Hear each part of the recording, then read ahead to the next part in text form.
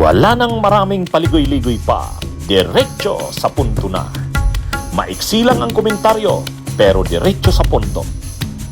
Maraming kuro-kuro, may tiwali, may totoo. Dito, sa puntong diretso tayo. Punto, diretso.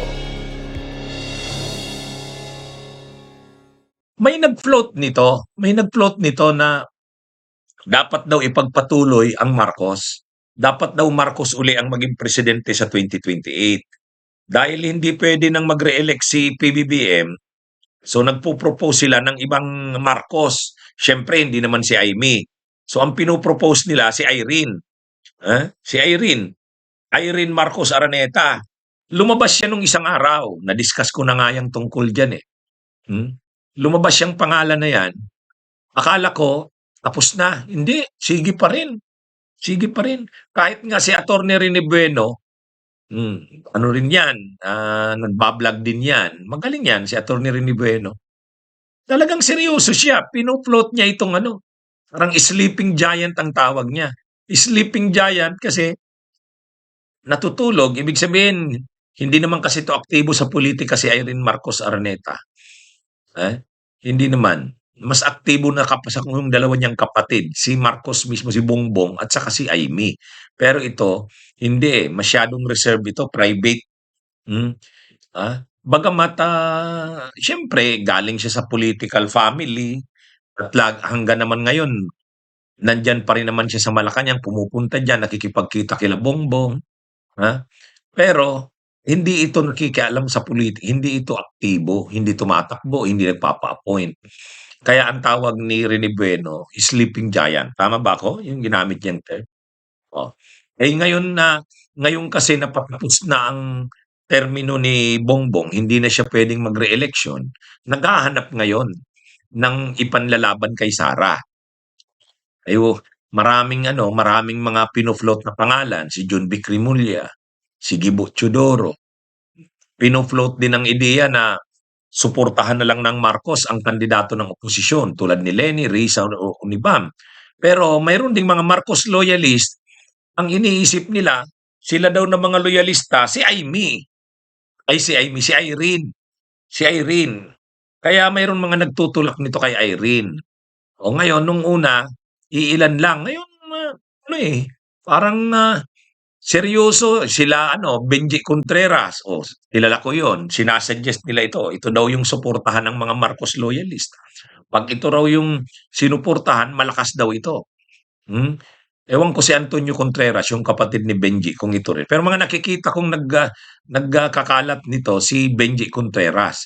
Saka si Atty. Rene Bueno.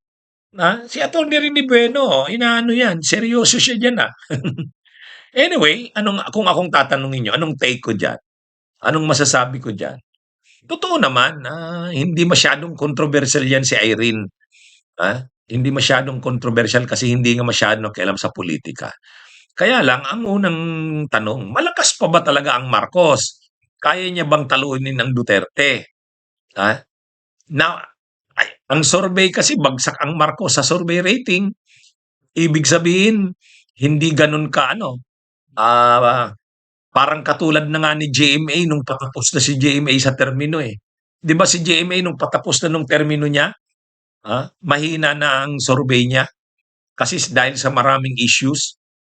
Kahit si PBBM, ang tingin ng iba, based sa mga surveys, na rin, papahina. Dahil nga sa maraming kontrobersya. Bagamat siya yung nanawagan ng labanan ang katiwalian, i-expose ang anomalya, lalo dito sa flood control, siya yung nagsabing mahiya naman kayo. Pero siyempre, hindi pa rin maiwasan na masira siya at madawit dahil unang-una, anong ginawa mo? Ikaw ang presidente sa mga pangyayaring yan Yung kontrobersya sa budget, lalo yung 2025 budget, bakit mo pinirmahan? Laging yun hindi siya talaga makakalibre dyan. Hindi siya makakalibre. Bagamat yung galit ng tao, hindi sobrang galit sa kanya. Kasi nga, nakita naman na siya yung nagpasimula ng kampanya na yan.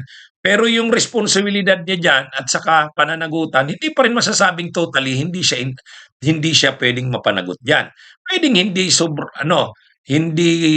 hindi siya yung napakalaki ang pananagutan. Pero mayroon ka pa ring parang command responsibility, hmm, papaano mo chine-check 'yan na ang pundo ng bayan ay hindi magagamit sa mga ganyan, na nawawaldas, napapapunta sa katiwalian.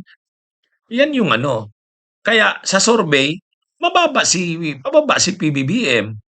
Kaya nga marami ang nananawagan na ipakita niya na sa kanya kahit pinsan niya hindi niya palilibrehin o kahit mga kasamahan niya sa gabinete hindi niya palilibrehin, ipakita niya 'yon para tumaas ang survey rating niya, hmm. At kaya ngayon yung mga nagtutulak na Marcos pa rin sa 2028 medyo hindi nila kino-consider na malakas pa ba talaga ang Marcos?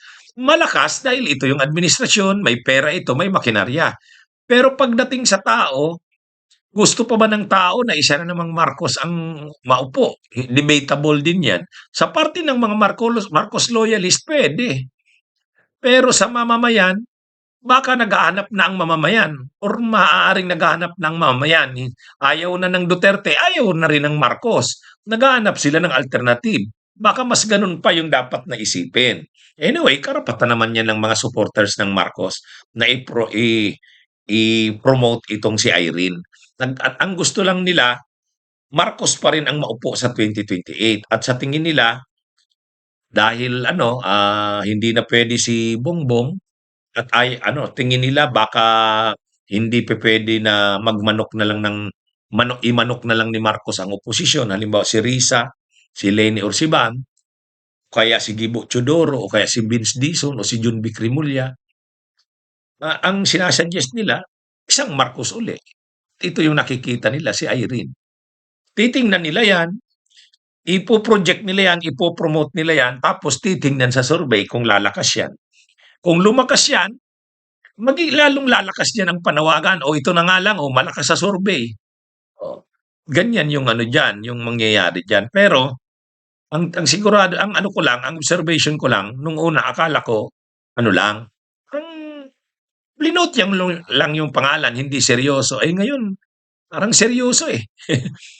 Si Attorney Rene Bueno, tuloy pa rin. Sila Benji Contreras, patuloy pa rin. Yung ibang mga Marcos loyalist, patuloy pa rin. Dinadala pa rin itong si Irene. Sige pa rin ang tulak nila dito kay Irene. Anyway, kaya lang, ang tanong, halimbawa ngang si Irene ang imanok ng mga Marcos, o paano kung ang oposisyon magmanok din ng sarili? Halimbawa si Risa Silino o si Risa si Bam or si Leni. Mahahati yan. Lalabas niyan, mananalo niyan si Sara. 'Pag nag-three-cornered fight yan or four-cornered fight, ha? Yan si Sara kung hindi yan ma-impeach. Yan ang lamang ni Sara diyan. Bunyog, bunyog, halikan na kasama ka. Bunyog, kapag buklod ay may pag-asa. Luzon, Visayas, Mindanao, isa ang pananaw. Sa bagong Pilipinas ang bunyog isisigaw.